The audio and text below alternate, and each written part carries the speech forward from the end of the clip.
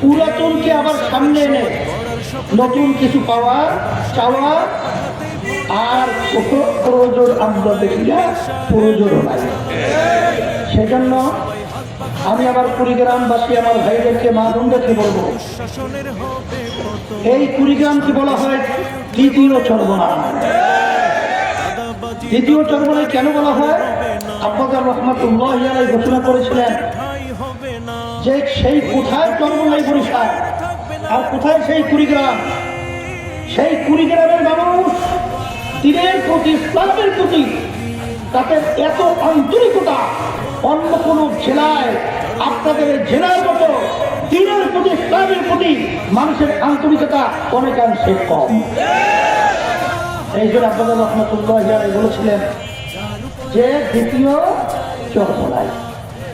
এখন আপনাদের সাথে প্রশ্ন রাখতে চাই, বাংলাদেশের মধ্যে এখন নির্বাচন আছে, জাতীয় 12 ফেব্রুয়ারি নির্বাচন হবে 2026।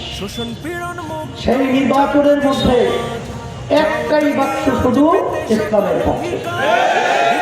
কয়টা বাক্স? পরে সেই বাক্সটা কোন দলের বাক্স? বাংলাদেশের হাত কথা পরিচিতের বাক্স। অন্য কোন বাক্স ইসলামের পক্ষ নয়। সেই হিসেবে আমি সকলকে একটা আহ্বান জানাবো, যারা আমি ইসলামকে ভালোবাসি, যারা আমরা দেশকে ভালোবাসি, যারা মানুষের কল্যাণ চাই, যারা ইসলামকে ক্ষমতা উদ্দিন করতে চাই, আমার সেই ভাইকে, আমার মা বোনকে আমি অনুরোধ করে বলবো যে আজকে দুনিয়াতে শান্তি আছে, মুক্তির লক্ষ্যে যারা ইসলাম নির্বাচন নিজের সবার গুরুত্বপূর্ণ বক্তব্য পেশ করবেন ইসলামী আন্দোলন বাংলাদেশের মুহতারাম আমির, এশিয়া উপমহাদেশের ধর্মীয় আধ্যাত্মিক ও রাজনৈতিক নেতা, বঙ্গ বীর, বঙ্গ অভিভাবক জননেতা আলহাজ মাওলানা সৈয়দ মোহাম্মদ রিজাউল করিম পীর সাহেব চরমনাই।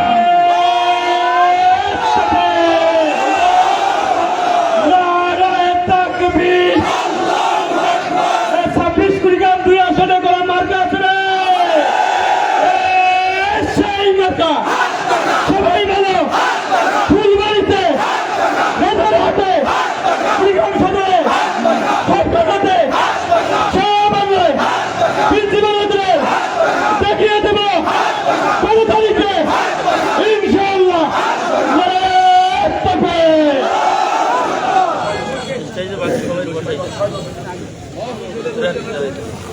আসসালামু আলাইকুম ওয়া রাহমাতুল্লাহি ওয়া বারাকাতুহু।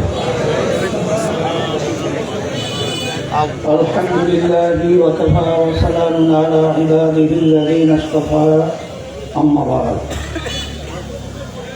فأعوذ بالله من الشيطان الرجيم. بسم الله الرحمن الرحيم.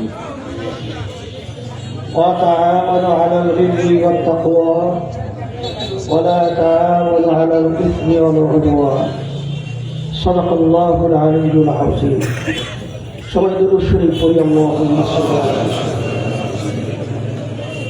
ওয়া হাবিবিনা ওয়া মাওলানা মুহাম্মদ সাল্লাল্লাহু আলাইহি ওয়া আলা আলিহি ওয়া আসহাবিহি ওয়া বারাকা ওয়াসাল্লাম।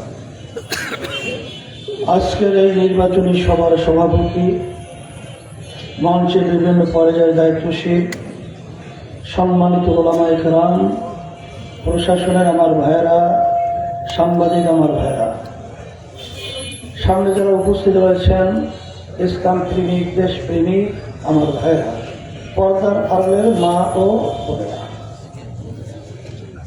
কথা বেশি লম্বা না বলে সংক্ষেপ বলছি।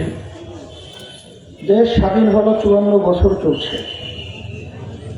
যাদের মাধ্যমে, যেই নীতি আদর্শের মাধ্যমে দেশ 53 বছর 54 বছর চলেছে, এদের মাধ্যমে আমাদের বাংলাদেশের মানুষের যা চাওয়া পাওয়া কিছুই বাস্তবায়ন হয় নাই, আমরা দেখি নাই। এদের স্বাধীন করতে গিয়ে লক্ষ লক্ষ মানুষ জীবন দিয়েছিল, পঙ্গু হয়েছিল। মূলত 3টা স্লোগানের মাধ্যমে যে স্বাধীন হলো সাম্য, মানবিক মর্যাদা, ন্যায় বিচার প্রতিষ্ঠা। এর বিনিময়ে আমরা পেয়েছি, একবার দুইবার নয়, এই দেশটা তাম দুনিয়ার ভিতরে 5 বারের মতো চোরের দিক থেকে ফাঁস হয়েছে। এদের পরিচালনায় আমরা পেয়েছি হাজার হাজার মায়ের কোলগুলো সন্তান হারা হয়েছে। এদের পরিচালনায় আমরা পেয়েছি আমাদের দেশের টাকা বিদেশে পাচার করে বেগম পাড়া তৈরি করেছে। এদেশের ভিতরে আরো অনেক অনেক কিছু যা রয়েছে, যেটা এখন আমি বিবরণ দিয়ে ওইভাবে বলার মনে করছি না। তবে ব্যাপারটা হলো 2024 5ই আগস্ট অভ্যুত্থানের পরে এই দেশ গড়ার এবং মানবতা রক্ষা পাওয়া, ন্যায় বিচার প্রতিষ্ঠিত হওয়া, গরিব দুঃখী মেহনতি মানুষের ন্যায্য অধিকার নিত্য প্রয়োজনীয় আমাদের মাল আসবাবের ব্যাপারে নিয়ন্ত্রণে আনার একটা সুযোগ এসেছে। এই সুযোগকে কাজে লাগাবার জন্যই আপনাদের দোয়া আল্লাহর রহমতে আমরা চেষ্টা করেছিলাম, পরিবেশও হয়েছিল। কিন্তু দুঃখের মধ্যে বলতে হয়, আবার দেখলাম সেখানে ক্ষমতার লোভীরা বিভিন্ন ষড়যন্ত্র শুরু করল। আমরা তখন কি দেখলাম যে আমরা বিএনপি, অন্যান্য আদার্স দল যারা এই দেশ পরিচালনা করেছিল, যেই নীতি আদর্শের মাধ্যমে সেই নীতি আদর্শ পরিবর্তন করে যে দেশে 92% জনের মতো মুসলমান বসবাস করে, সেই দেশের ভিতরে সংসদের মধ্যে বাস্তবায়িত হবে ইসলামী নীতি আদর্শ। এইটাকে সামনে রেখে আমরা যখন সামনে চলছিলাম, তখন আমরা কি দেখতে পেলাম, এখন যারা নাকি জোটের মধ্যে বিএনপি জোট, আবার জামাতের নেতৃত্ব জোট, তারা পরিষ্কারভাবে বলেছে তারা ইসলাম অনুযায়ী দেশ পরিচালনা করবে না। তারা কোন নিয়মে দেশ পরিচালনা করবে? প্রচলিত নিয়মে, যেই ধারায় দেশ চলছে। এখন আপনাদের কাছে প্রশ্ন, যদি প্রচলিত এই নিয়মে দেশ সুন্দর হয়, তাহলে আমাদের এই জীবনগুলো দেওয়ার কি অর্থ ছিল? আমাদের হাজার হাজার সন্তানগুলো মা কেন হারা করব? এত ত্যাগ, চক্ষু হারালো আবু সাইদ, আপনাদের এই রংপুরের সন্তান। সেই আবু সাইদ তার বুককে পেতে দিয়ে বৈষম্য কেন দূর করতেছিল? মুক্ত পানি পানি শব্দ করার পরে সে আস্তের উপর ওই অবস্থায় জমিনে ভরে পড়ল। কত ছেলেরা চক্ষু হারালো, পঙ্গ হলো। এই আবার সেই প্রচলিত নিয়মে দেশ পরিচালনার জন্য করেছে। এই জন্য আমি আমার ভাইদেরকে বলবো যে আমরা অনেক কিছু রেখেছি, নতুন ভাবে পুরাতনকে আবার সামনে এনে নতুন কিছু পাওয়া চাওয়া আর কত প্রয়োজন আমরা দেখি না, প্রয়োজনও নাই। সেজন্য আমি আমার কুড়িগ্রামবাসী আমার ভাইদেরকে, মা বোনদেরকে বলবো, এই কুড়িগ্রামকে বলা হয় দ্বিতীয় চরমনাই। দ্বিতীয় চরমনাই কেন বলা হয়? আব্বাজার রহমাতুল্লাহ আলাইহি ঘোষণা করেছিলেন যে সেই কোথায় চরমনাই বরিশাল, আর কোথায় সেই কুড়িগ্রাম। সেই কুড়িগ্রামের মানুষ দিনের প্রতি, ইসলামের প্রতি তাদের এত আন্তরিকতা অন্য কোন জেলায়, আপনাদের এই জেলার মতো দিনের প্রতি, ইসলামের প্রতি মানুষের আন্তরিকতা অনেকাংশে কম। এই জন্য আব্বাজার রহমাতুল্লাহ আলাইহি বলেছিলেন যে দ্বিতীয় চরমনাই। এখন আপনাদের সাথে প্রশ্ন রাখতে চাই, বাংলাদেশের মধ্যে এখন নির্বাচন আছে, জাতীয় 12ই ফেব্রুয়ারি নির্বাচন হবে 2026। সেই নির্বাচনের মধ্যে একটাই বাক্স শুধু ইসলামের পক্ষে। কয়টা বাক্স বলেন? সেই বাক্সটা কোন দলের বাক্স? ইসলামী আন্দোলন বাংলাদেশের হাত পাখা প্রতীকের বাক্স। অন্য কোন বাক্স ইসলামের পক্ষ নয়। সেই হিসেবে আমি সকলকে একটা আহ্বান জানাবো, যারা আমি ইসলামকে ভালোবাসি, যারা আমরা দেশকে ভালোবাসি, যারা মানুষের কল্যাণ চাই, যারা ইসলামকে ক্ষমতা উদ্দীন করতে চাই, আমার সেই ভাইদেরকে, আমার মা বোনদেরকে আমি অনুরোধ করে বলবো যে আজকে দুনিয়াতে শান্তি, আখিরাতে মুক্তির লক্ষ্যে যারা ইসলামের সাথে থাকবেন তারা এই দুনিয়াতেও শান্তি পাবেন, আখিরাতেও মুক্তি পাবেন। সেই লক্ষ্যকে সামনে রেখে একটু আগে আপনারা দেখেছেন আমাদের সম্মানিত, আমাদের নূর বক্স সাহেব সম্মানিত প্রিন্সিপাল, আপনাদের এই এলাকার মাদ্রাসায় কত বছর সে চাকরি করেছে, তার যোগ্যতা আপনারা দেখেছেন, তার অবস্থান আপনারা দেখেছেন।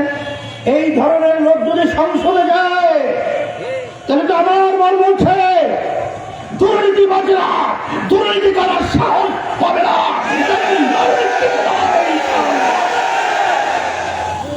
যদি এই ধরনের যোগ্যতা সহ ব্যক্তি যদি সংসদের মধ্যে যায় তখন ইসলামের পক্ষে বলুন দাওয়াত তোলার জন্য নূর বক্স যখন কথা বলবে তখন নাস্তিকের দলেরা, ইসলাম বিদ্বেষী দলেরা থরথর করে ভয়তে কম্পন শুরু হবে। সেই হিসাবে আমি বলবো যে আমরা বহুবার ভোট দিয়েছি, আল্লাহ কবুল করলে আরো দিব, কিন্তু ইসলামকে পরীক্ষা করে আমরা দেখি নাই। আজকে দুনিয়াতে শান্তি, আখেরাতে মুক্তির লক্ষ্যে ইসলামের সাথে জড়ায় থাকা ছাড়া কোনোদিন আসবে? কোনোদিন আসবে? তবে বলতে পারেন আমাদের প্রার্থীর হয়তো বা টাকা একটু কম, কথা ঠিক না? অন্যান্য প্রার্থীর কথা আমি শুনি এখানে আসার পরে শুধু টাকার বলে সরাসরি চলছে। আমি বলবো, আমি তখনই বলছি যে আল্লাহর রহমতে কুড়িগ্রামের মানুষ, বাংলাদেশের যারা দিনদার, দেশকে ভালোবাসে, যারা মানুষকে ভালোবাসে, তারা কোনোদিন টাকায় গরু ছাগলের মতো বিক্রি হবে না। তাদের ইমান কখনো টাকার মাধ্যমে বিক্রি হবে না। আমি আপনাদের উপস্থিতি এবং আপনাদের স্বতঃস্ফূর্ত এখানে আসা আকাঙ্ক্ষার পরে আমার মন বলছে আল্লাহর রহমতে ইসলামের পক্ষের বাক্স হাত পাখা প্রতীক নূর বক্স সাহেব, তিনি আল্লাহর ভজরে বিজয় হবে, হাত পাখা বিজয় হবে, বিজয় করে তার গলায় পড়াতে পারবেন ইনশাআল্লাহ। সেই হিসাবে আমি বলবো দিন কিন্তু বেশি নাই। এখন যদি আমরা আগের দিনের মতোই, আগের রাত্রের মতোই আমরা ওইভাবে যদি রুটিন করে চলি তাহলে কিন্তু মাঠ খালি পেলে অন্যত্র কিন্তু দখল হয়ে যাবে।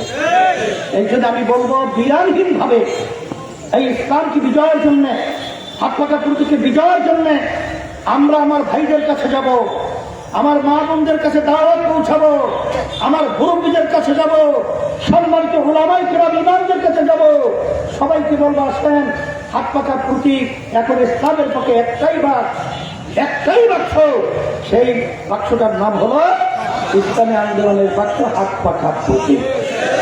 এই দাওয়াতটা পৌঁছিয়ে আমার ভাইদেরকে হাত ধরে হোক, বুঝিয়ে শুনে হোক, যদি প্রয়োজন হলে পা ধরতে হয় তারপর পা ধরার মাধ্যমে তাদেরকে ইসলামের পক্ষে, হাত পাকা প্রতীকের পক্ষে ভোট আমরা দেবো, যাওয়ার জন্য চেষ্টা করবো। কে কে রাজি আছেন হাতে হাতুড়িয়ে যাবেন? আল্লাহ দেখো, আল্লাহকে কবুল করে নেন, আল্লাহকে কবুল করে নেন। সেই হিসাবে আমি এই হাত পাকার শান্তির প্রতীক আমি নূর বক্স আমাদের শ্রদ্ধীয় প্রিন্সিপাল সাহেব হুজুর হাতে আমি আপনাদের সাথে আমানত হিসেবে রেখে গেলাম। আল্লাহ রাব্বুল আলামিন যেন হাত পাকা প্রতীকের প্রার্থী নূর বক্সকে যেন আল্লাহ বিজয় দান করেন, এই হিসেবে আল্লাহ কবুল করেন, এবং আমার ভাইদের মা বোনদের যে আশা আকাঙ্ক্ষা আল্লাহ কষ্ট যেন এর মাধ্যমে আপনি সব দূর করার ব্যবস্থা করে দেন। রব্বানা আতিনা ফিদ দুনিয়া হাসানাহ ওয়া ফিল আখিরাতি হাসানাহ ওয়া কিনা আযাবান নার বিরহমাতিকা।